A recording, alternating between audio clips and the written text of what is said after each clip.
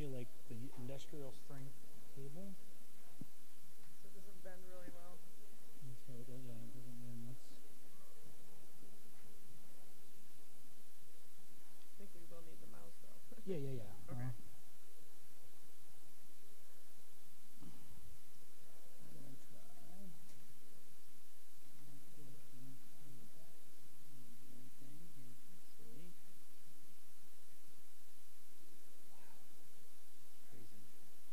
Stay away from the cable.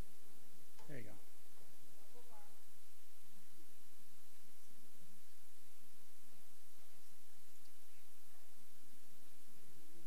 Hi there, welcome back. We're almost done. I don't want to start wailing at me. I'm Teresa. I'm from the Medical College of Wisconsin. I've been with CureGN since the very beginning. And with me today, I've got Samantha from the Samantha from, as you know, is the monitor from the Midwest PCC, and also Krista from the DCC at University of Michigan. And we are going to talk today a lot of some nuts and bolts stuff, some real operational issues for new coordinators and old coordinators like me. Always learn something new at these meetings. Just a lot of some of the how-tos. We really want to go through kit ordering, collection and processing, and also shipping, realizing that there are some things that we all do exactly the same regardless of what PCC you're with, and then there's some things that you might do a little bit differently depending on what you're going. So we'll try to call out, when the processes might diverge a little bit. Your best resource is always going to be your lead coordinator, your PCC, and the MOP. So just kind of point that out to there. I'm going to put it over to Sam. All right, so I'm going to talk today about kit ordering. We're going to focus on our MWPNC process first. A lot of what we're going to do, we're going to run through very quickly, but the topics we've chosen to highlight today are the ones that we've gotten feedback from the BPC where mistakes have happened. And we have a lot of coordinator turnover, and we have a lot of brand new coordinators on board. So for those of you that have been coordinating CureGN for a while, this should just be a refresher. There shouldn't be a whole lot new. Hopefully we can reinforce a couple key areas. Otherwise, this is for the benefit of some of our brand new coordinators as well. So this slide just starts with the very beginning. So if you got an in-person visit coming up and you're a new coordinator, the very first thing you need to do is get an account through Nationwide's BPC kit management system. And the link to do that is embedded within the presentation. So this is where you will log in to order kits. We're going to talk about the kits and really dissect them so everyone is very clear about what kits correspond to which visit, what kits correspond to which age group and weight. And you can also utilize BPC kit management for your DNA and your RNA shippers. Please keep in mind that the BPC services studies from all over the country. They have a very large load that they are responsible for, and so it really is in your best interest to look ahead and try to forecast your in-person visits and try to order those kits at least 14 days in advance. We do understand that some visits pop up very unexpectedly, and if you do need something rushed, that is something that we have been able to accommodate in the past. They just really ask us to keep those instances to a minimum. And the other thing is you don't want to plan too far ahead because the tubes within the kits do expire. So 14 days or even at the beginning of each month, kind of forecasting and ordering kits that way is probably the most reasonable way to go. So we're going to build a kit order together today. So this is going to require just a tiny bit of audience participation on your part. So I have Noah. He's a 5-year-old. And sorry about the dates, but we're taking our time machine back a little bit. So he was enrolled in CureGN on January 8th of 2018, and he's coming into nephrology clinic on February 10th, 2018 for a follow-up visit, and he weighs 52 pounds. So who from the audience would like to tell me what kit we need to order for Noah?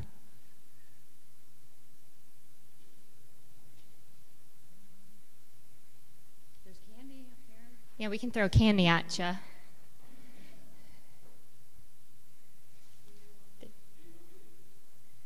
Yep, it's a V1 visit. So that's the first part.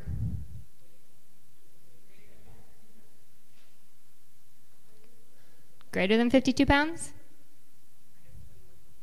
Yes. So Noah is a pediatric patient.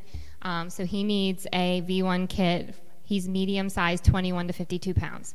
Now obviously this is right on the cutoff, and I did that a little bit on purpose. I've actually had this situation happen. I would also recommend ordering the large kit at the same time, just in case Noah shows up and it's been 6 months and he weighs 60 pounds now. So I would go ahead and order both. All right, so we have that part of our kit order, and then now we have Charlotte. She's 19 years old. She missed her V1 in-person visit. She's now coming into nephrology clinic during her V3 window. You want to do an in-person visit because you haven't seen her yet this study year. What kit does Charlotte need? Someone can just shout it out. Yep, adult V2, V3. So I actually brought these with me today. Just for our very brand new coordinators, when I kept hearing these words kit and cryovials and blood tubes, they didn't make a whole lot of sense. I'm a visual person, so I need to see things. So this is Noah's kit that we get from the BPC. So it's a medium V1 kit, and so you get a bag for your blood and you get a bag for urine. And so within each big bag is your bag of tubes and then your urine centrifuge for the urine. And embedded within the slide presentation, we actually have pictures of each kit because the MOP isn't consistent with what you get from Nationwide's BPC. And so it's always good to check what you get from them and also make sure your tubes aren't expired. So we're actually going to show you, though, on kit management, we're going to order these kits real time. So I'm going to let Teresa come. She's going to drive for us, and whoops, as I throw things, and log into BPC. And the other part on that slide, which you'll have for the reference, is so the website does a pretty good job. You can order kits in their entirety. Here, do you want to drive the mouse? Sorry. But it's not as good at letting you order things a la carte. So if you have a kit and everything is good with the kit except maybe your RNA packaging tube is expired, you can call or email the BPC and they will send you just the tube that you need as a replacement supply. That will be the same. You can call or email them. Both of those, that point of contact information was on the slide. And the other thing that you will need to order periodically is the RNA later. I wasn't able to get an RNA later sample to bring with me today, but I'll send these kits around. For everyone else, though, it's shaped like a urine centrifuge tube. It only has a blue cap, and then it's labeled RNA later, and there's usually an expiration date. So just make sure you have that supply on hand at your site. You need it for urine processing, and just keep track of the expiration date. So you'll call or email them to reorder that.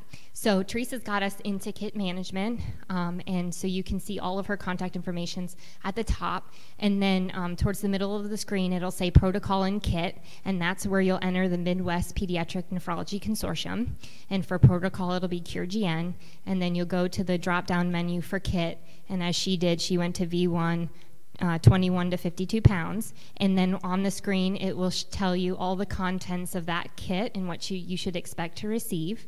If you need the kit faster than the normal turnaround, under the shipping details is where you would select the faster shipping, and it'll give you some comments on how you can go about successfully making that happen.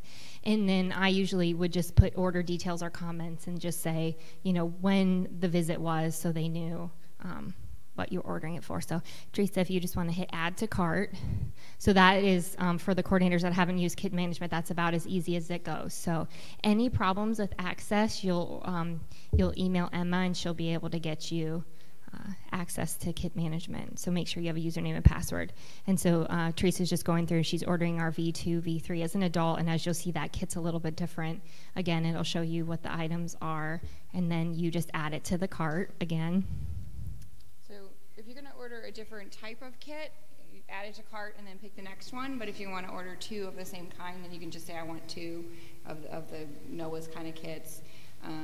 So you can just kind of toggle through that, and they'll fill 4 at a time. So I've tried to get more, and they've sent them to me and said, please don't do that again.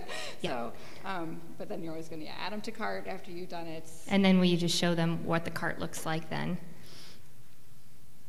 So you'll see your pending orders, and then if Teresa were to go ahead and submit or hit submit pending orders, the order would actually go through. We're not going to do it for today's purposes. But again, if this was a real life situation, I would go ahead and order that V1 for greater than 52 pounds as well. Anything else you want to say about? I'm going to delete those so I don't order them by yeah. mistake. Next time, I guess we'll go on that. Nope. I think if you just trash those. No. Don't worry about it. I'll Okay. delete them later. Okay. So we can go back to the presentation.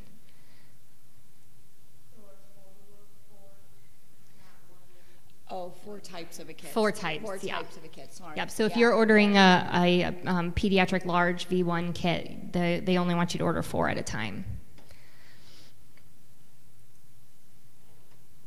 Any questions about kit management or ordering of the kits? So I think our next slide will show, so you should receive, this is like your check that you get from Amazon that says your order went through, thank you for your order, and then that's that email address and that 1-800 number that you'll use, and it should then tell you line by line what you ordered. So if you notice any discrepancies once you get your order confirmation, I'd reach out to the BPC. If you call them on the phone, I will tell you that sometimes it'll cycle through for a while. There are times of the day where they're difficult to get a hold of, but they're usually pretty responsive via email. Okay, so we just have a couple slides to just share information for those of you that are joining us from the other PCCs. So the kit ordering is a little different for the UPenn PCC. So coordinators complete a label and kit request form, and they have to turn that into Suzanne for the first week, on the first week of each month.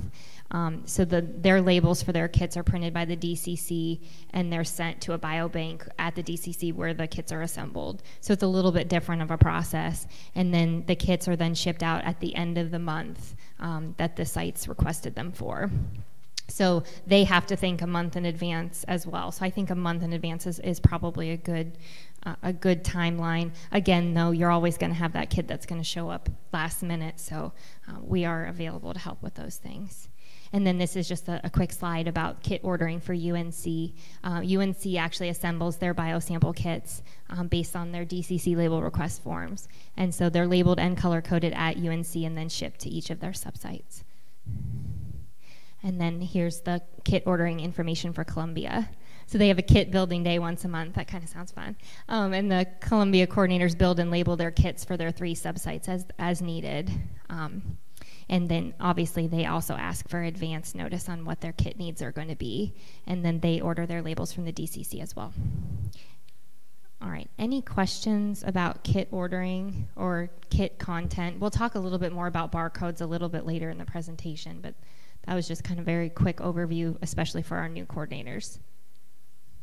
Okay, the following slides, like I said, I'm going to flip through them pretty quickly, but they are a nice pictorial representation of what you should expect to receive from the DCC, especially because this isn't always completely consistent with the MOP, and that's just based on what the BPC is able to get in stock as far as tubes go. So as I flip through, you'll just see it gets a little bit bigger for an adult. The V2, V3, this is for the really small guys, and you'll see it gets much bigger for our bigger kiddos. And then big kids and adults are almost the same size. Okay, we're not going to talk about collection and processing in depth. We're going to hit some just really key areas, but just bridging the conversation between kit ordering and the collection and processing. Just make sure before your visit that you're reviewing your kit. Make sure you have the right kit. They are not interchangeable based on weight and visit type. So just be absolute sure you're using the right kit. This happens more than you probably realize. And then just doing that double check. Are the tubes expired? And then what I've been trying to tell all my sites when I'm doing the monitoring calls is pay really, really close attention to what your subject's consent status is, both to DNA and cell line. If they have said no, make sure you mark their chart in some way so that you can always make sure that their consent wishes are being followed. Otherwise, samples are collected that shouldn't be, and then they have to be destroyed. So it just saves you a little bit of work on the front end. And Krista's actually going to do a presentation coming up following this one on DNA, RNA, and cell lines that'll help you guys out in that area as well. All right, and these are just a couple pro tips. Before your visit, you can remove your cryo vials if you want, and you can arrange them in their barcode order in a cryo box, just to make sure that processing is going to go as quickly for you as possible. Some sites, their best practice is to keep a copy of the biosample section of the MOP in each of their subject binders, to always have it in the lab with them as a reference. And then, like I mentioned, have some kind of alert in your subject binder or chart regarding what their consent status is. And then please remember, if they turn 18, they're going to reconsent for the study, and their consent status for those items may change. So make sure that you're keeping track of that as well. And then just remember, as I mentioned, you always want to have RNA later for your urine processing, and then any balance tubes that you might need. All right, so Krista's going to take over, and she's going to talk to you a little bit about processing the EDTA DNA tubes.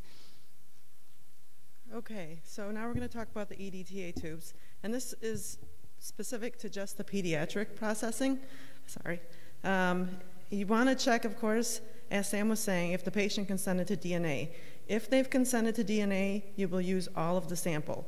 If they've not consented to DNA, you will not keep the EDTA DNA tube, but you'll process it for plasma still. So keep good records. You want to know your participants' consent details at every visit, because especially if they've aged up to 18 and beyond and they may decide that I want to be in genetic studies, that'll be really important. So you're going to collect and spin all the EDTA and EDTA DNA tubes for all participants. So this is not representative of any specific kit, it's just an example to show you for EDTA. So it can be any kit, doesn't matter which volume. So draw the prescribed volume of blood, regardless of the kit. Check the participant consent for DNA. So what I would suggest is, if you have a kiddo or someone who's 18 that says, I still don't want to consent to DNA, take that EDTA DNA tube, and before you even go to the blood draw, put an X through the EDTA DNA label. So that'll be one cue for you. So you're going to draw the tubes, and just like normal, you're going to invert them all 10 times, spin them for 12 minutes at 2000 G, and then they're going to look like the separated tubes here on the far right. So if you have a DNA consented participant from the EDTA tube that's labeled EDTA DNA, you're going to transfer half of the plasma into the cryovials labeled as EDTA without disturbing the pellet. Then you're going to keep that plasma and pellet that's remaining in the EDTA DNA tube, recap it, and you're going to put it in your cryovials wherever you have your storage area that you're going to put your samples in the freezer. Put that with the freezer volume, freezer samples, okay? Because you're holding on to that sample. For a non-DNA consented person, you've already marked the tube with an X, so you're going to take the plasma from the EDTA DNA tube without disturbing the pellet, you're going to cap it, and you're going to throw it away. Does that make sense? You still want the plasma. You already collected the blood. We want to get as much plasma as we can, because that will be used for ancillary studies, and it's really important. But we're not going to keep the pellet. The DNA is in the white plasma layer, so we're throwing that out. Okay? Are there any questions about that?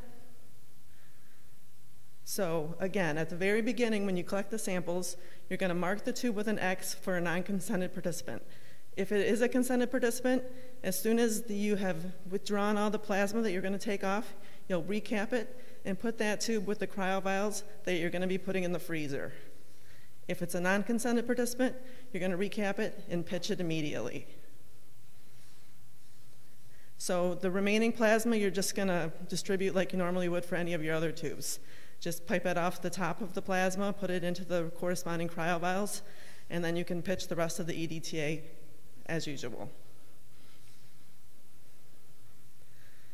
So freeze the EDTA DNA tube at -80 for the DNA consented participants, store upright in a wire or plastic rack, and freeze all the cryovials at -80 as well.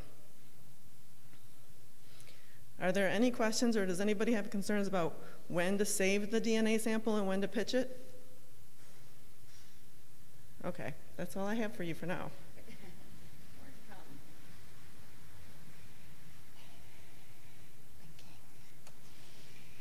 Okay, I'm going to talk a little bit about 2 more kind of steps in the process. We've ordered our kits, we've drawn the blood, we've processed the EDTA and some of the other samples. There's another really important step, and that's linking that kit in CureGN link to the participant that you've just collected it from. So I'm going to talk about linking, and then I'm going to talk about shipping, which is when you know you're done. So there's great instructions in the MOP about how to actually link it.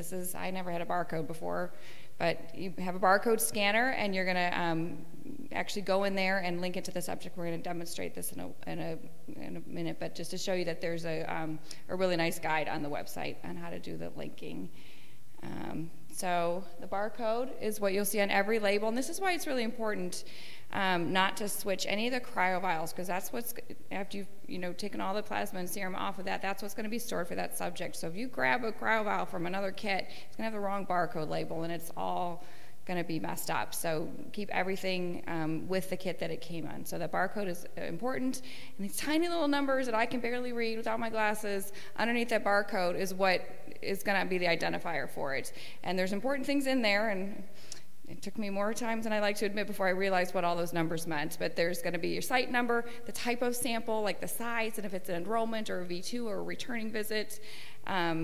That's all part of what that number is. And you can actually type the number into if your barcode scanner isn't working, but it has to be exactly like that. So that is kind of what the barcode looks like.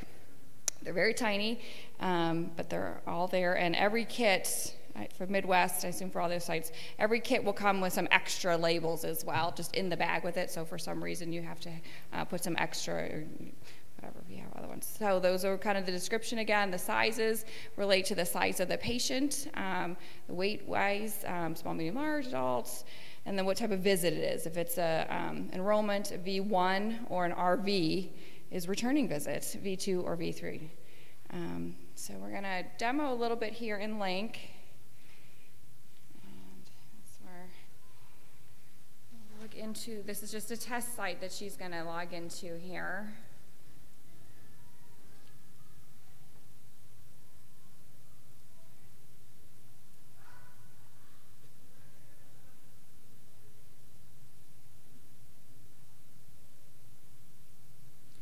Usually go into the census page and go to iTask when they do it, or I go into my task list too, because that kind of shows me like my next patient and all my things that I have to do. But there's 2 ways that you can access that page that you're going to be going to, either from tasks or from the census page and then iTask. And then you're going to go here, click the visit. You have to say that the visit occurred in order to be able to link the samples to it. And then you would put the cursor right there in the barcode and either type or zap your barcode with your barcode scanner. Say that it's been collected. Hopefully it'll let you go. See. Oh, something wrong with the barcode. So I manipulated the patient weight in the system and then tried to change it back. So this shouldn't happen to you guys, but I think I messed it up a little bit. So the patient weight is saying it's 52 pounds, but if you noticed when I first put the calendar icon up, it's trying to auto-populate that we have to use the greater than 52 pound kit, and then that's why when I am populating the 814 MV1, it's wanting it to be LV1. So the system is built in to try to double check and make sure that you're entering the right barcode. So if you do scan a barcode from an improper kit number, it should yell at you just like it yelled at us, which it's going to continue to do so.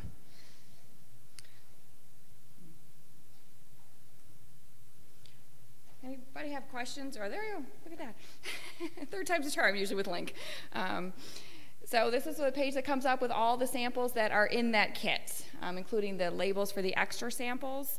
I guess personally what I typically do is I say I used all the kits because it pre-populates all of them, and then I go in and I pick the ones that I didn't use as discarded. I do.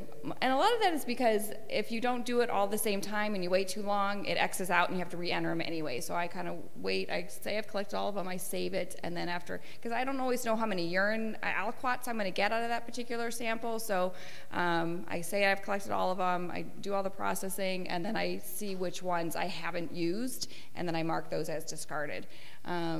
Because if you take too long to do it and you do it slowly, it exits you out and doesn't save what you did. What are you doing here? I just want shipping.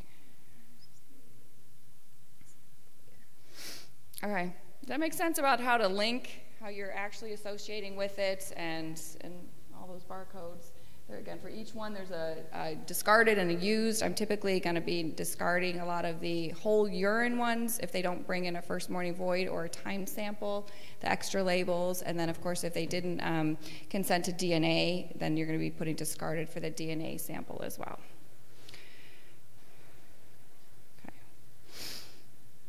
The little special thing we have to do for the EDTA and the RNA tubes, those are ones that come separate in your kit. They're not attached to any, they're not attached to the draw label or the draw tube or the cryovials, but they're just two little stickers in your bag, and you have to make sure that you have the subject number and the date that it's been collected. So when it gets to the Biopathology Center nationwide, they have those identifiers to track it with as well. They can't accept it if it doesn't have that information on it. So I take a Sharpie, I write it on there, and actually wrap a piece of tape around it as well, just because I'm sticking that in the freezer, and sometimes when you put that in the freezer with marker on it, it doesn't always preserve, so I just kind of secure it that way before I put it in the freezer. Any questions about linking and all those kind of samples there? Now it's time to ship. Yay, my freezer's usually bursting with samples. So everybody ships to the NIDDK in the same way, no matter what PCC you're with. This is the urine, the serum, and the plasma cryovials. This is not the EDTA and the RNA. Yes?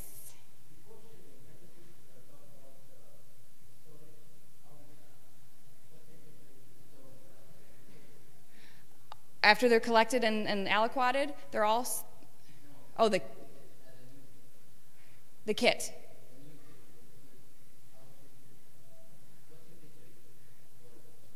Just room temperature for the kits themselves are just before you've collected any of the samples. Sorry, just to make sure I'm understanding your question. Before collecting any samples, I have a big box, and all my kits are kind of lined up in there by like enrollment or V1, and they're just in room temperature. You don't have to keep, there's the preservatives in the RNA later. I keep that at room temperature. I keep it upright so it doesn't spill and get kind of gunky on the lid. But yeah, just in room temperature. And all the kits will come with like for that kit, it's a bag with the blood and a bag with the urine, collection tubes and cryovials, and they're all just clipped together and they can just stay in room temperature. Did you want to know if they could be stored in a cold way or they needed to be, or do you have a...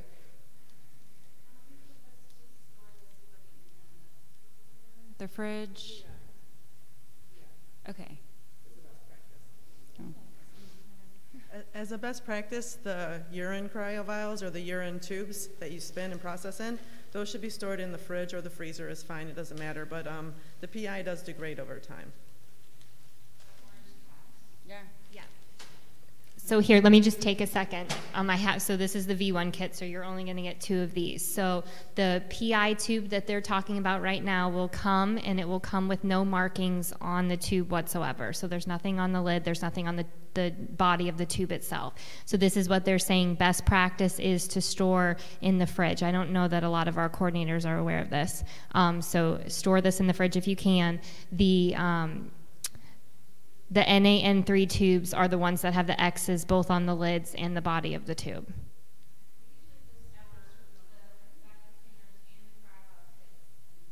Oh, you just store the whole kit in the fridge. Yeah, I hear what you're saying. You'd have to pull out the PI tube if you wanted to do that. So we have gotten communication from the BPC in the past that these PI tubes do degrade, but they don't put any expiration dates on them. So I think this is probably the best way to go, is to go ahead and refrigerate them. That's why they tell you not to save them once you've used the kits. They do want you to go ahead and discard these because of that degradation that takes place. So I would say it's probably a good rule of thumb, if your blood tubes are expired within this kit, then so are these.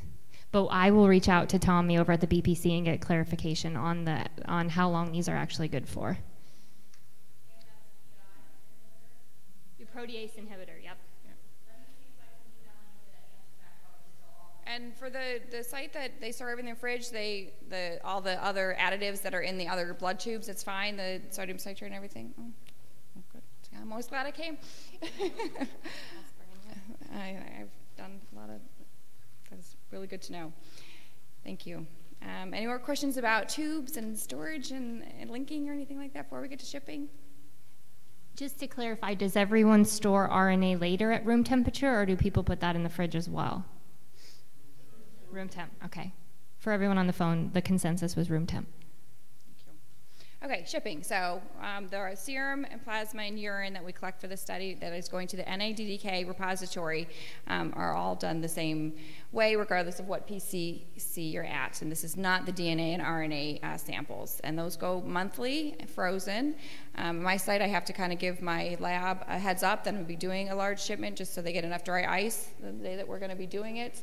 There is information in the MOP about who you send it to. There's one general NIDDK mailbox, and then Ed is another representative there, and we always copy him on it as well. So when you're sending that email, you're going to be putting both of them in there. When it switched over from an old provider that they had for repository to Precision, ever since then, my shippers come right back. I send my shippers with samples in them, and then they just get turned around, and I have a new one waiting for me for the next time I'm going to ship it. If you don't have one and you need one, you send it to this email, and then they'll send them to you. And it comes with everything you need in it. It's going to have the shipper. It's going to have all the dry ice labels and all that in there. So the other time when you're getting ready to ship and you've got your shipper from Precision, you also have to create a manifest. And your manifest is it's a list of the samples that you're going to be putting in that box. And since you've already linked all the samples that you've collected for all your patients, it obviously is going to come right out of CureGN Link.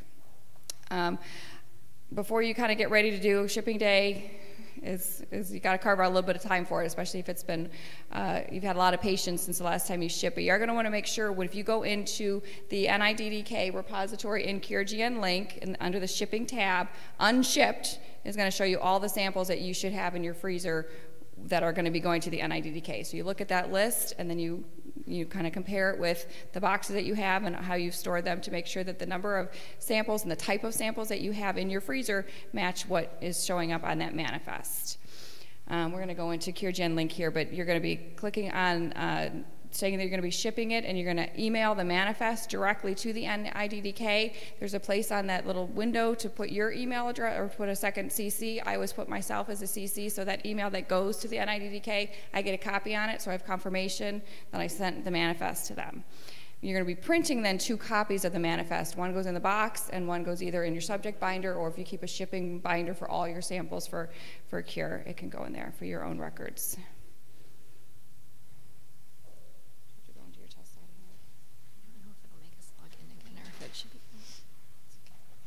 So all of those samples that we linked to our NOAA earlier should now show up in our unshipped tab, we hope.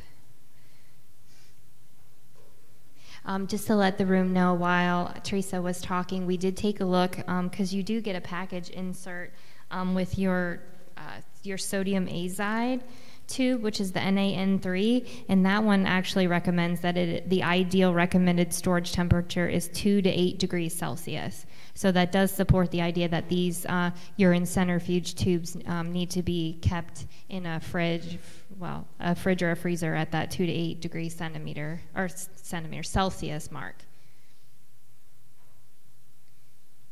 Shipping tab up there.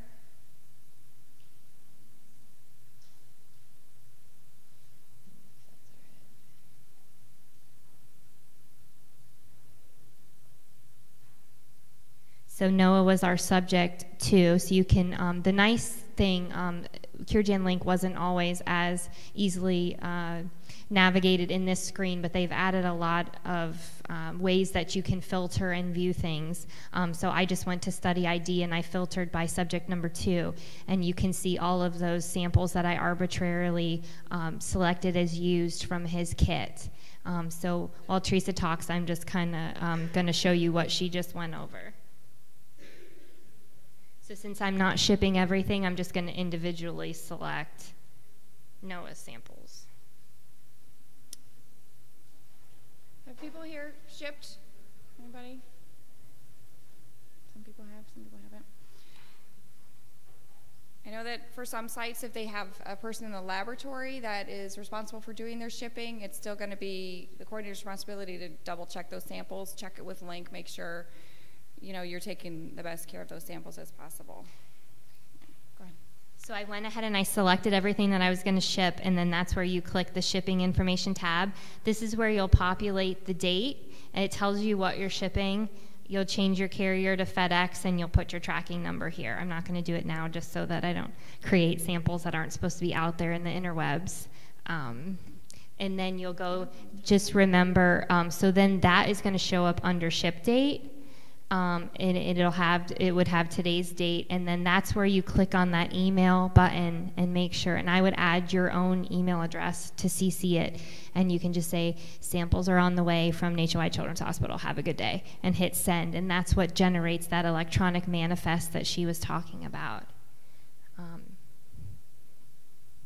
And then this right here at the top is that printer icon to remind you to print those 2 copies that Teresa mentioned. That's something that you can also go into unship before when you're getting ready and print a copy of it. So if you just want to, when you're just getting ready to ship, you can print all the ones you're planning to ship. And however you kept your samples in the cryo box, either by patient or storing them in a certain way, the more organized you are, even though it's a ton of processing at the time and you just want to get them in the freezer, the more organized you can store them in the freezer, the easier it's going to be when it's time to ship them because they're all kind of in the right order. Some sites have also recommended that label page that has all your used and discardeds for each patient. If you print that out and stick it in the binder, for that visit, then when you go to ship as well, you have another sort of tracking piece there for what samples you collected and which ones you didn't. So there's another way to kind of keep track of what you're planning on doing. There's anything more in here, right?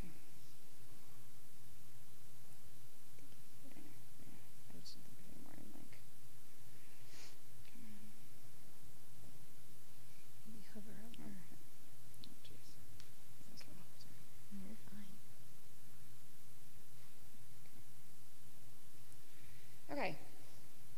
And then, because you copied yourself on the email that went to the NIDDK, I have no idea if you would get it automatically because I always put my email there, but I get a copy, an email that my confirmation that it was sent, which just helps me sleep better at night, that at least I know that sample was shipped. And then what I really like, and this is actually new with Precision, I don't remember getting this when it was the old provider, you get a confirmation the next day that your samples were received, they appear to be in good condition, and they'll let you know if there's any problem. So that's another kind of, just double check that they got there. Obviously you can track on FedEx as well. You can just make sure for some reason you're worried about the sample or whether, you can always do that. But it's nice to get that confirmation email that they received your samples. And then after this, no news is good news. If everything's fine with your samples, you're not going to hear back. But if something's wrong, you're going to hear about it. So that was all the NIDDK sample shipment, which is, the bulk of the cryo vials and all the shipping that we do. That takes up the biggest time. Does anybody have any questions about shipping for the NIDDK for those samples? Okay, and then I think our last thing here is just to kind of go over shipping for the EDTA DNA samples and the packaging, which is, again, another place where it's a little bit different based on what PCC you're at. But regardless, you're going to be going back into that CureGN link, same way that when we looked at the NIDDK unshipped, you're going to go into PCC repository unshipped. You'll see all the samples that you should have stored that have not been sent yet. And then you're going to confirm that the list of samples that are on that unshipped list match what you have in your freezer. Again, it's usually 2 per kid, so you shouldn't have a ton, but it's always good. You're going to confirm that you have those little labels, that you wrote the subject ID and the date on those special samples as well. And just like in the last time, you're going to create that manifest by clicking on the email button after you've entered the FedEx information. I'm not going to demonstrate that again. It's exactly the same way, but you're just doing it in the PCC repository section. I also, again, add myself as a CC on that email as well, so I get confirmation that it's been sent. And then you're going to click on that printer and print 2 copies, one for the box and one for your own records. The Midwest and the UPenn PCCs ship their EDTA and packaging samples directly to Nationwide, so this process is kind of specific for them. In addition to that manifest, the BBC there requires this CureGN transmittal form, and it's a Word document that Sam can, or that Emma can provide to you, or Suzanne for the for UPenn, but it's another form that has to go. It's not part of Link. It's just it's a Word document that goes in, and it has for each kid the samples that are going to be collected. And here's a picture of what that transmittal form looks like. You're going to just be indicating what type of sample it is, the collection date. The aliquot ID is that barcode number. I copy and paste it right from Link. If I have 2 monitors there, I just copy and paste it because I've made mistakes on just, if there's an error in the barcode that you type in that little box, they're gonna call you from the BPC. So I just kind of copy and paste it right from Link. But you are going to do one form for each subject that you're doing, and if they have more than one visit during the window, then you can do that, but it's all in there. Any questions about the transmittal form? So this is kind of what it looks like. I was saying, there's the top of the page there is your unshipped screen that you see in Link. That just shows those 2 samples from Charlotte's enrollment visit that are going to go to Nationwide, and then the top part of that transmittal form that has that same information there.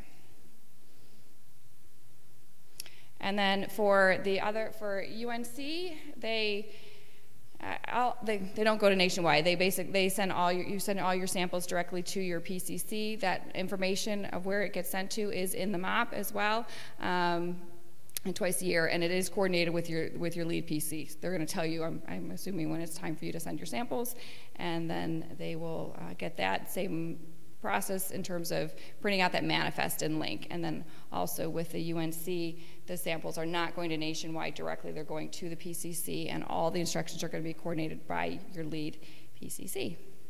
Oh, my favorite slide. Thank you. And we have questions now, and we also, Chris is going to give a great talk on just DNA and RNA and cell line, and then I think we'll have questions, a nice chunk of time for questions then. So if you have any specific lab questions, we can address them now, or we can kind of talk about it later. Any questions? All right, thanks. Yeah, and just to reiterate, the BPC really asks that you guys make sure that you're sending those transmittal forms and you're marking the barcodes. And we'll follow up as soon as we get an answer from them, and then we'll all get on the same page about how those urine centrifuge tubes need to be stored before they're used.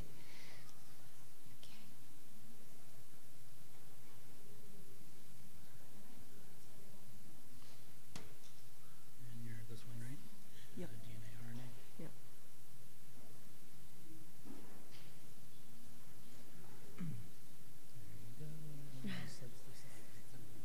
It's okay. Okay, now we're going to talk about DNA and RNA and some cell line details. This is just informational, and I have a kind of a cool example towards the end that'll hopefully bring everything together for you. So we'll go over a lot of definitions to begin with. This is literally what it's called, the central dogma of life. This is what you'll find in biology and genetics books. DNA, which is the genomic DNA, a blueprint or a set of instructions, provides information to create RNAs, which are specific short-lived gene transcripts that then code to make specific proteins that do functions or create cells in your body. A lot of stuff happens in the interim, obviously, but that's the central idea of what goes on. DNA and RNA are probably the most important molecules in cell biology. They're responsible for genetic information, as you all know. And they work together to fulfill essential roles. Okay, so we're going to go over some definitions. A genome is an organism's complete set of DNA. And oh, just a disclaimer, this is a little bit different than what's in your binder, and I will have Corinna send out the updated presentation early next week. So I came up with a few ideas and went a different route than what I had sent her previously. Virtually every single cell in the body contains a complete set of about 3 billion DNA pairs that make up your genome. So there's a lot of DNA cells in your body. A gene is a unit of DNA carrying the instructions to make a specific protein or set of proteins, and they're all located on 23 pairs of chromosomes. Genetics versus genomics. Genetics examines specific DNA material that has a known function. Genomic is looking for variations within large segments of genetic material, whether that function is known or not. Sequencing determines the exact order of the bases in a strand of DNA. It's used to search for genetic variations or mutations that can play a role in mutations or diseases that people may have. There are about 1 million base pairs plus And you can compare large stretches of DNA to yield information about the role of inheritance in disease susceptibility and possibly environmental influences. Also creates potential for diagnostics and therapies. This is partially why it's really cool if we can get people to consent to DNA studies. We can do a lot of information with it. And I think one of the things, when I first started consenting patients, they were like, are they going to clone me? And I kind of had to chuckle. I'm like, it's really expensive to do that, for one thing.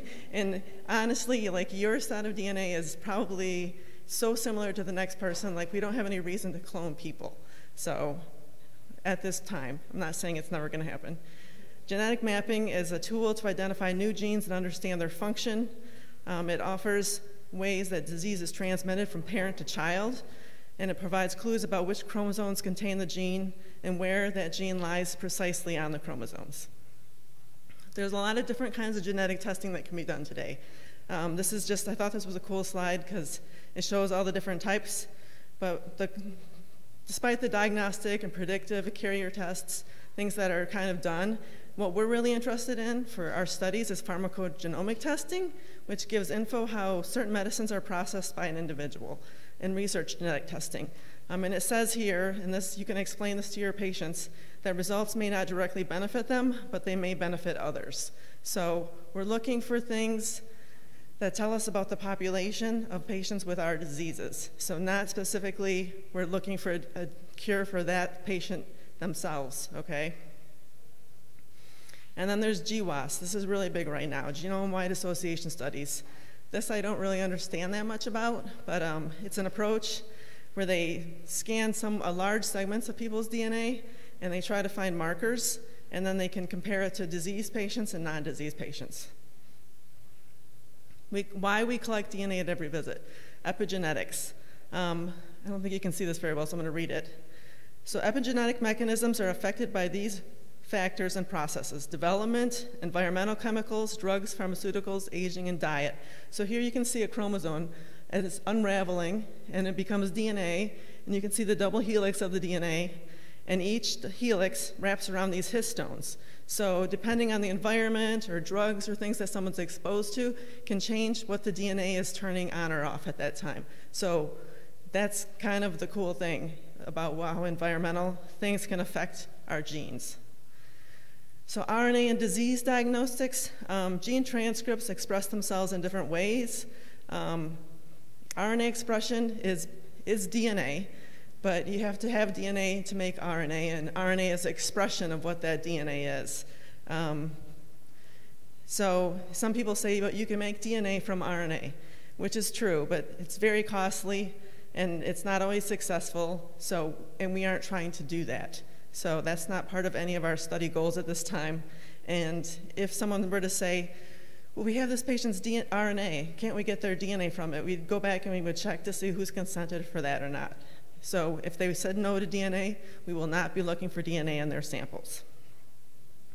Is RNA a more accurate tool for diagnostics? So RNA expression provides a molecular selfie. It's what's going on in a given moment. I always tell patients it's a snapshot of exactly, like, I kind of think of it sometimes like when you make a Xerox of something, the first time it comes out and it's perfect. It looks just like your original. But after you've made 100,000 copies, they're lighter, the pages get skewed, sometimes some things don't come out exactly the same, and it's kind of the same with your cells after they start making things. I think of hair as a good example. As time goes on, something gets lost, and for some reason I'm getting gray hair, and I'm not loving it. But it's something is wearing out in the gene processes, or something different is being expressed over time. So this is my example.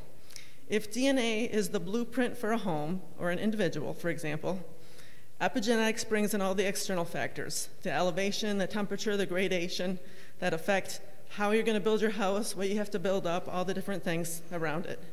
DNA is the house-specific instructions. It's the dimensions, the room number and dimensions, electrical outlet placement, things that you don't easily change. Then RNA are detailed instructions for decorating a room in that house. So RNA transcripts are time-specific details. They can change the paint color, the tile details. You can come back the next year or week if you have a fancy to paint a lot, You can change your hand towels and change the decor in that bathroom. It's what's being expressed at a given time. Does that make sense? Okay, so that's why we say if someone says no to DNA, we still collect their RNA. It's not their entire genome, it's just a picture of what's being expressed in their disease at that exact moment. A little bit of information about cell lines. I have a quick question. So I heard earlier that someone has a consent and it asks DNA and cell line all at once. Is that how all of your consents are? Some of you have a separate line for DNA and cell line? Okay. So I had originally said if someone says no to DNA, don't collect their cell line. But I was corrected. So not just cell line, or not just DNA is used from cell line work. You can do a lot of cell physiology work and learn a lot about cells and different kinds of RNA types that come out of it from having cell lines available that are not genetic work. So again, if someone were to come back and do a cell line study, we would definitely check their DNA consent status before we would say, yes, you can use your cell lines to do anything with DNA. Does that make sense? Okay, as I said, they're an important role in studying physiological, pathophysiological, and differentiation processes of specific cells. You can purify genomic DNA from cell line collection. So, if someone says yes to DNA and no to cell line, what tube are you not going to collect for your peds? Does anybody know? I think I heard it. What is it? Yep, the ACD tube. So the ACD tube, this is why you send it ambient next day. It's a very special process to start the cell line. For your adult participants, even though they're consenting for cell line, we aren't developing cell lines for those patients yet. We haven't got the finances to do that, quite frankly. It's very expensive. It's a very specific and tedious process, and it doesn't always work. So cell lines are created and then frozen, and I don't know that anybody's accessed them yet, but we have only been collecting the samples for that for the peds at this point. So if your adult patient says yes to cell line, that means in the future. If somebody were to come along and they have an ancillary study and they get this great R01 and they have a huge amount of funding and they're like, I want to do cell lines for every FSGS patient in CureGN, then we could do that. But it's not going to happen tomorrow. Unless the NIH changes their route and starts funding more. So, does anybody have any questions? Does the bathroom example make sense about what's expressed? Like I said, I like to use the bathroom because we're talking about the kidneys. So, I think I have one more slide. So this is a kind of a cool slide about how patients' cell lines are developed. You can take a skin or blood sample from a patient and you reprogram the patient's cells. So you turn the patient's blood or skin cells into an induced pluripotent stem cell, and then the IPS, the induced pluripotent stem cell, is a special type of cell that can create an infinite amount of themselves and has the ability to be turned into over 200 different types of specialized cells in a process called differentiation. And then they can be kind of force programmed into which we want to differentiate them into. Right now, one of the cool things that someone in one of our labs is doing is growing organoids. So she is forcing stem cells, induced pluripotent stem cells, to becoming kidney cells so that they develop kidney tissue. I don't know much more about it than that, but it sounds really cool. So, and that would allow us to test out drugs and do different things on those cells in a petri dish versus doing it on a person. Are there any questions? Okay, I think that questions are up. In general questions, not just about this.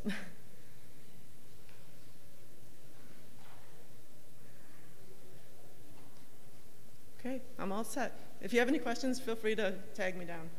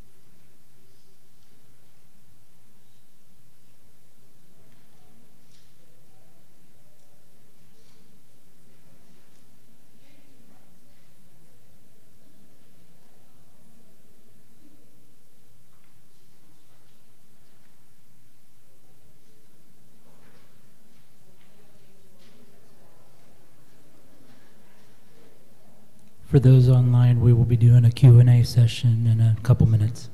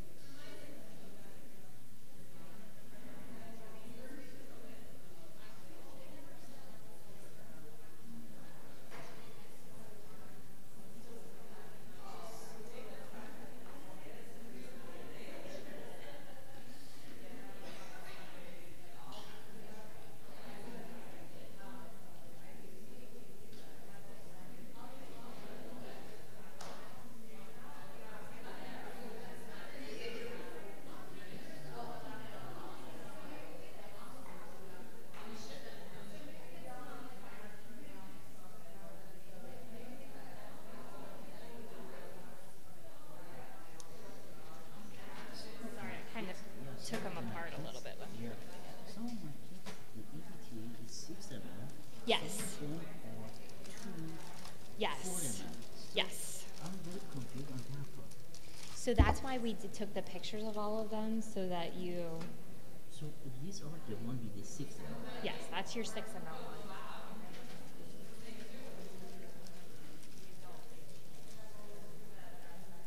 So this is the EDTA for DNA. Yeah. This is one.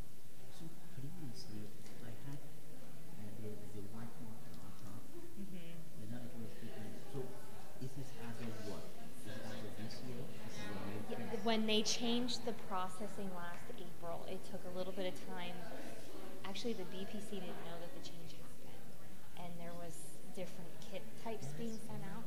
That's why we took the pictures and included that in the handout so that you knew what you should be expecting now. So from Yep. now on, if someone is not consented to DNA, Yep. so these two are obsolete. I Yep. collected SST and I collect this one for myself, but even this one, even if they are not consented, still I collect this one and half of that.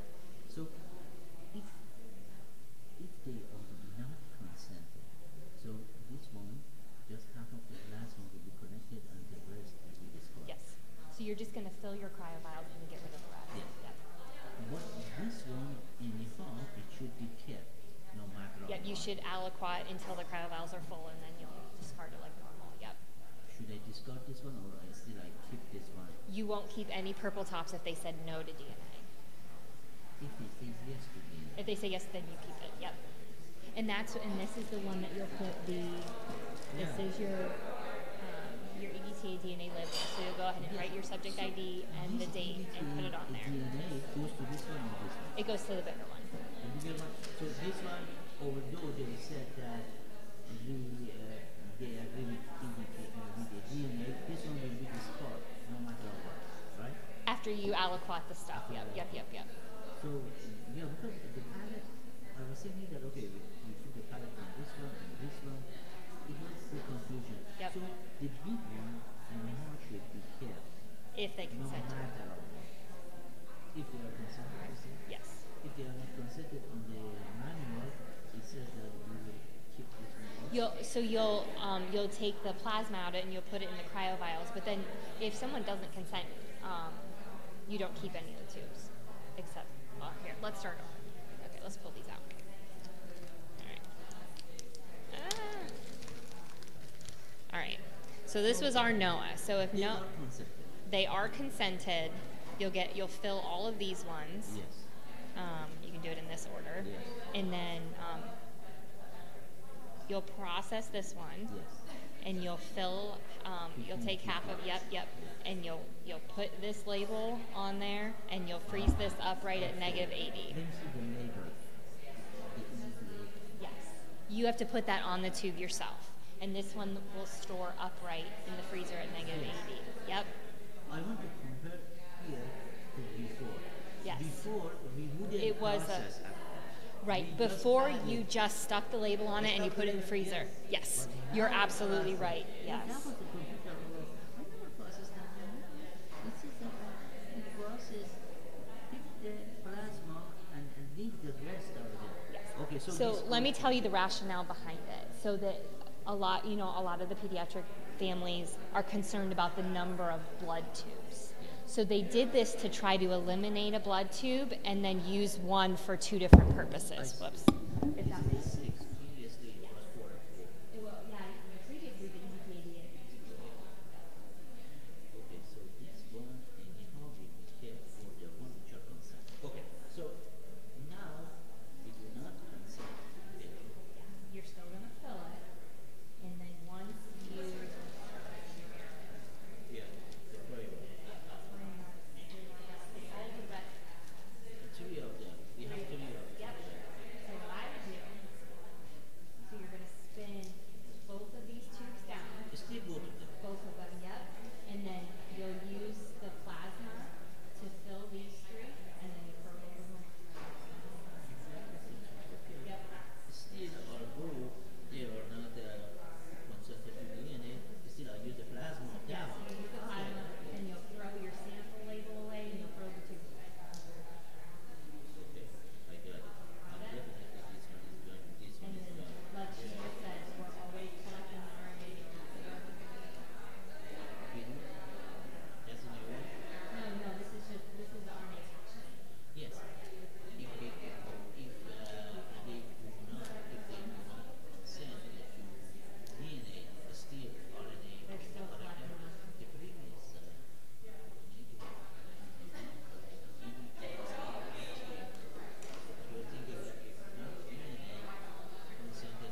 And then that's been kind of a debate that's been going on for a long time. So that's what Chris is looking at. So as it stands right now, this always gets collected regardless of the So because I didn't, I have one subject and I followed the previous debate. I didn't collect the RNA, but no matter, we can go ahead and collect that. Okay. The stereo, in my concept, different from DNA. So that was the issue. So the cell line was the ACD tubes that got shipped to precision medicine. Precision. So because we're not doing enrollment, yeah, once we start enrolling to replace, then we'll start doing ACD tubes. No, don't have to worry about it for now. Okay, so the main thing for me is just to remember to get the RNA vaccine, no matter of, No matter, regardless of consent. yes, and also if they are not consented to DNA, still I collect the plasma from that DNA. But you just have to make sure, like Krista said, maybe put a big X on it, some kind of reminder to yourself, after I get the plasma, I do this. Yeah, that what made it kind of confusing because I was transferring that information to the backup computer. And she was asking me, because she was checking with the manual that we had vaccine, didn't vaccine. Yes, all of this changed in April. Yes, they changed the EDTA and MWPNC. And all of these are included in my manual right now, you see. Yes. You see everything is good. Yes, but like I said, the tubes that are listed in the MOC, the manual of operations, can be different sizes, so that's why we just took the pictures for you. Yes. Because the MOC is study-wide and different DPCs give different. Yeah, because I noticed that one, because sometimes it's 6, 7, or sometimes they're So that's why we did all the pictures, so that should be your best guide to make sure you're getting what you're supposed to get. Sound good? yes, good. Thank you. Let us know if you have any other questions. No, this was the one that all of both of them. Yeah, that's why I brought these, because I think it helps to just physically look at it.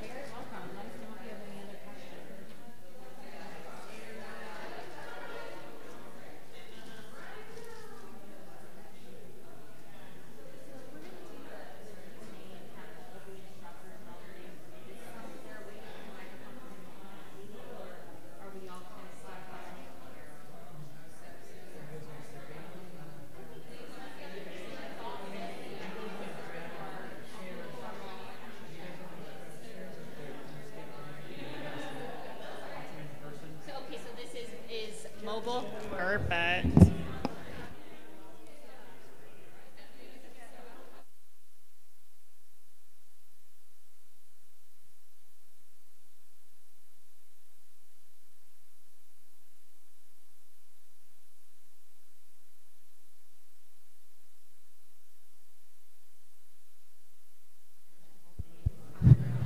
Can we get all the presenters from today and the lead coordinators to come up front, please?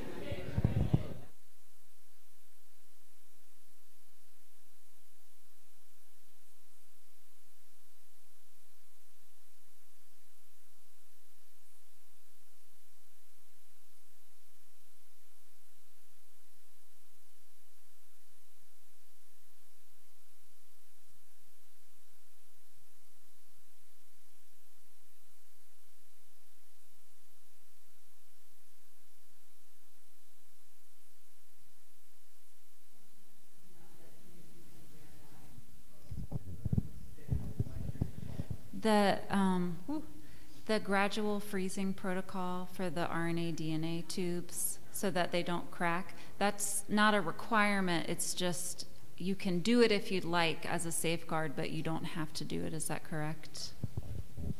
So Krista said yes, that is correct. I think the one thing they do say about those RNA DNA, don't put them in a styrofoam holder, correct? Because that they will crack more easily. Put them in an open rack.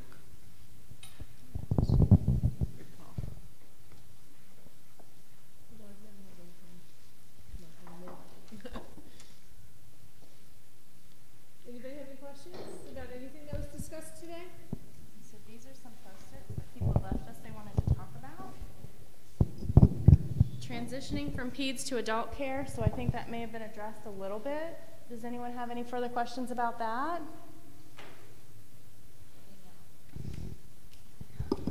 So I just wanted to say a few things. I know we talked about this during the retention presentation, but when I think about transitioning our pediatric subjects to adult care, you really have a couple options. You can either continue to follow them at your site, if your site PI is willing to conduct research-only visits. Not every site has that capability, but that is an option for some sites. So that is a possibility. If you've worked really hard and developed that relationship with someone over 5 or 6 years, that teenager might be willing to come see you on Christmas break every year to do a research-only visit. So I think that's one way.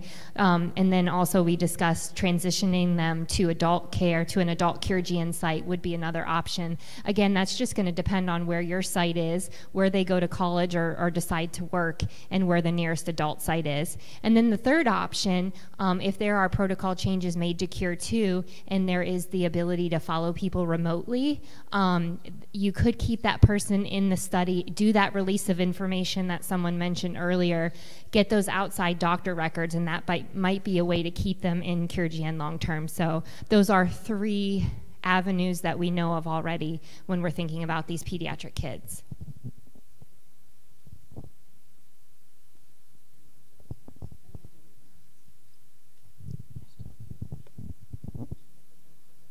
Yes.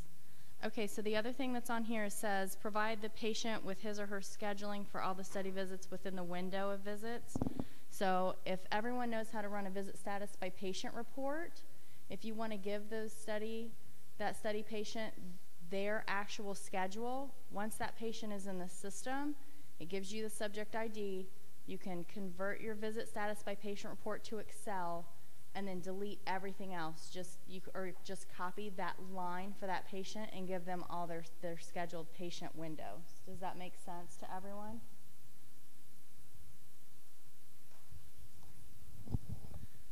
And with that, because the headers on CureGN Link, they just start V1, V2, V3, V4, V5, V6, that might not mean something to your patient. So if you're really trying to stick to that in-person V1, just kind of circle that V5.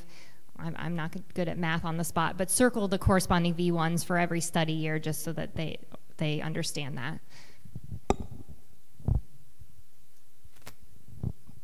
Someone also said visit timetable, often miss relapse samples because of visit timing. I mean, I think we really need to just keep communication with the nephrology physicians that may be seeing these patients if they're not the site PI. and reminding them that if the patient does relapse and they're in the hospital and they're a CureGN patient, to contact the coordinator so those samples can be collected. So I think that's internal institutional communication. I don't know how everyone's systems work, but if there's a way in the medical record or some way to just let all the, so I think Children's may have 9 or 10 nephrologists, so it may be a little bit harder depending on, you know, the number of physician staff that you have, but if there's a way to kind of keep them marked for the physicians to let you know, then that would be the only way I think we'd be able to catch those things. Those are the only questions I really have. I mean, they're asking about health literacy of patient and caregivers. So do you want education on that? I don't, it's not really a question. That's okay. Gotcha. Okay, so we'll add that to the list.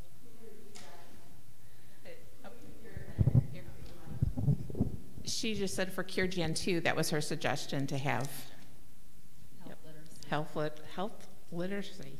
Can't even talk. It's for the patients and the caregivers, so yeah. Yeah, I think it's a great idea to add that kind of a survey. One other thing that we've talked about in the other group, and I struggle with it with some of my older teenagers and young adults, is the smoking and drug use questions that are in the thing, because my parents are still in the room, and then they kind of get them to leave for a few minutes, and then you ask them a question. You know, it's just kind of the awkward thing. So we're kind of exploring, or I've asked if there could be, if anybody does CKID, there's this form that they can fill out themselves. So a self-administered smoking and drug use questionnaire. That way you just don't have this sort of awkward conversation with them with their parents there, and they just know that it's going to be confidential and they're going to submit it, and it's a little bit easier for that. So if anybody else struggles with that, then I'm hoping we can do that. I had a question too. I know I'm going to answer, but I have a question. I'm curious if people have access to, in their electronic medical record, labs and other things at other hospitals. We have this thing called Care Everywhere, which is on Epic, but our institution argues that it is not allowed to be used for research. So they took it away from the research coordinator template. So we can't get it, we can't see it. It's, you know, so if a patient, you know, lives 4 hours away and gets labs in between their care visits locally, I don't have access to those labs. And we can't use them for research. And our institution is kind of arguing that, you know, as clinical research coordinators, we might need that as part of clinical management for some studies, like therapeutic studies, but we're never going to get access to it for observational studies, because they can't argue that it's clinical care if we're using it for research. I'm wondering how people get labs from outside hospitals so that you get those in between, you know, sequential labs. Does anybody have any? If the patient signed an authorization, can they get that?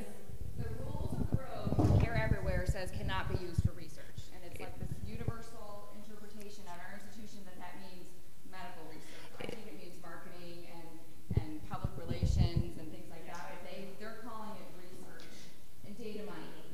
And it doesn't, because the HIP authorization applies to our institution releasing, you know, we can use information from our hospital. Care Everywhere was collected at another hospital. I would need a release of information from that hospital in order to get it. But then I still can't get it through Care Everywhere. I would have to request faxed records. It's the way that the contracts were set up with a lot of institutions, so it's a legal issue. So they don't care if you have a signed consent from the patient. It's a legal issue with the hospital and the healthcare system. I can tell you that what happened at our institution is they did the same thing. They took away the Care Everywhere access, but now if the physician taking care of that patient requests the Care Everywhere records, so you know they press the button and they come in, then we can use those records for research. So they show up for us in Epic if they request them. So I think that's one of the ways we've been able to work around that, but I think in general it's a legal issue. We have our own local registry, and oftentimes we just fax clinics, the local clinics, with the consent form. And I think you'd be surprised at how many community practice clinics will fax you information free of charge. If they come back and ask you for a fee, a lot of times we say, you know, can we get a courtesy copy? This is for our research study, and they'll be willing to send those. So that's one of the ways you can do it. It seems kind of old-fashioned now to use a fax machine, but we still use it all the time and get a lot of records that way. And also, we have a lot of patients that will get local labs drawn, and then when they get faxed to us, we scan them into Epic under the media tab. So if you look under that media tab, oftentimes things are scanned in there. You know, local labs from the pediatrician, or if they went to LabCorp or Quest or something because they didn't want to come to the hospital, they're scanned in there under media.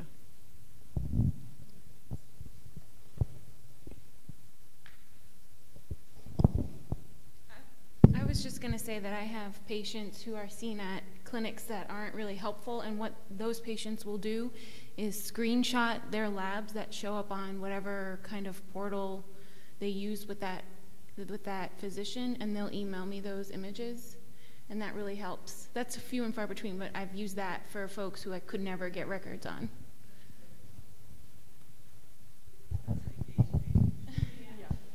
Anybody else? Our hospital is the same way with research, and they got rid of ability to use Care Everywhere. But in regards to the other question of capturing inpatients, we have Epic, and you can run reports and get admission discharge notifications. So if you run that every couple days or daily, then you would be able to capture inpatients. I had another question though, on the lab collection. I'm new with Bill, and we had a like a report card out visit with you, Sam, and there was a question in there on labs collected, if we like a better priority chart on which labs to collect, or if they weren't all collected, do you start back with the DNA a second time and then collect the rest that weren't collected?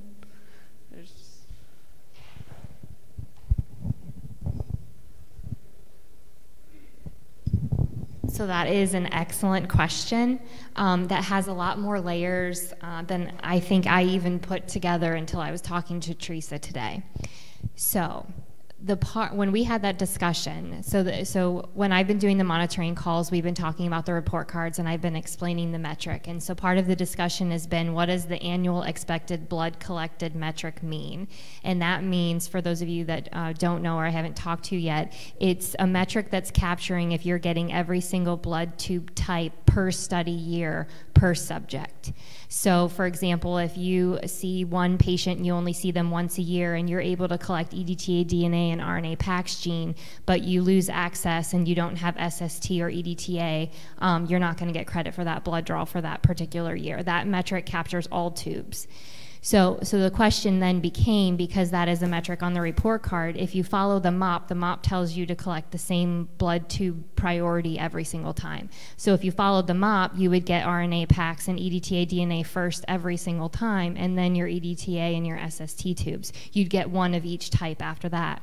So if you were following the MOP, then you could, if you did see that person a second time in person, then if you started with that RNA PAX gene and EDTA DNA tube, you could potentially not get the SST and EDTA tube again and then get dinged on it for your report card. But the other part of that conversation that I didn't include that day that Teresa brought up to me was some phlebotomists will not draw the tubes in that order. Because the RNA PAX gene has that additive to it, they will draw it last. So, and actually my experience at Children's is it's very phlebotomist dependent. So some of them will fill it in the order that you give them after standard of care, but some of them will say, I am not trained to fill that tube first, and they will fill it in their own order. So I don't know, I'm gonna kind of open this up to the rest of the panel. I don't know if I have a great answer to you, other than I know that there are some changes coming on what may or may not be collected, but if anyone else, I'm not sure that there's a right answer, so if anyone else wants to chime in and give their input on, because you're talking about report cards, you're talking about priority for us, priority for a phlebotomist. Anyone else want to chime in with anything? So I'll chime in a little bit, which I know tomorrow we're going to be talking about the report cards and some potential changes, which Caroline will be talking about the potential changes. So this is something that we've talked about a lot in several different committee groups and work groups. So we are hoping that, one, when we redo the MOP, we're going to be a lot more specific and make things a lot clearer for you so you don't have so many questions. Because as I was talking to everybody today, I always assumed that that was the order you had to pull the tubes in, or fill the tubes. Which then I found out that, yeah, it can contaminate it. Yeah. Order. Right. Priority does not mean order. So, but that's also one other thing that we had for the BIOS-Busting committee was this, when you do the priority list, like what happens when you don't get all of them? Like for the next visit, can you start where you left off? That's been something that's brought up as well. So we're really hoping for Cure 2, we're going to have things a lot more easier for you and better to understand. So, yeah. One question that came through online, thank you, Bliss. So she has a subject that she's only been able to see via phone visits for the last 2 years. So she's asking if she should keep them in the study and continue to try and get them back in the clinic. And so from my perspective, that's a yes, but I believe it's also a protocol deviation. Do any of you have a... Caroline, if you want to... We actually discussed this at the face-to-face, and I think that everyone, the DCC, the R&R committee has decided that we do want to keep these patients, even though it's a protocol deviation right now. I think the idea is to put a cap on how many patients like this we're going to follow, because we don't want to have too many people that we're not getting any sample on ever, but we also don't want to lose some of those people because there is some really valuable information to get there. So I don't know what the cap's going to be yet. It may be like 10% of the study population, 15%, but I think for now, actually, we asked this question to Deb at the face-to-face, and she said, yes, definitely keep following those patients. keep them engaged. If you want to keep them engaged any way you can, because that's more likely that they will come back. Right, and to kind of speak to retention and keeping patients engaged, one thing, especially if you have a patient that consents to the DNA, stress to them how important it is, even if you're in remission. Like, that tells us something about your genes and what is protective or why your disease isn't recurring for you as is to somebody else who is. So that's really valuable information for us to have. Even if you feel healthy and everything is kind of going well, your samples are really, really valuable. I hope y'all had a great day today with training, and those of you online that were listening had a great day learning. We are going to wrap up today's sessions. If you still have questions, I would ask you to hold them or send them. Go ahead and send them via email, and we will address those tomorrow during tomorrow's Q&A. But for today, we're going to close it out, and so thank you all who are online. For those of you who are in-house, you have 2 tickets behind your name, in your name badge. Those are for alcoholic drinks. If you drink alcohol during happy hour tonight, you'll need those tickets to get an alcoholic drink. If you do not drink alcohol, you can turn those tickets into myself and or give them to a friend, whatever you want to do. And then we will have happy hour between 6:30 and 7:30 right out here in the same area where we've had the breaks and lunch. And then dinner will start at 7:30. It will also be, the buffet will be set up out here, and then you'll be able to utilize the tables in conference room C again.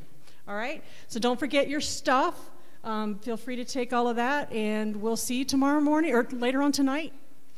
And then, oh, real quick, tomorrow morning we start breakfast at 7 a.m. So breakfast will be from 7 a.m. to 8, and then you'll start your training at 8.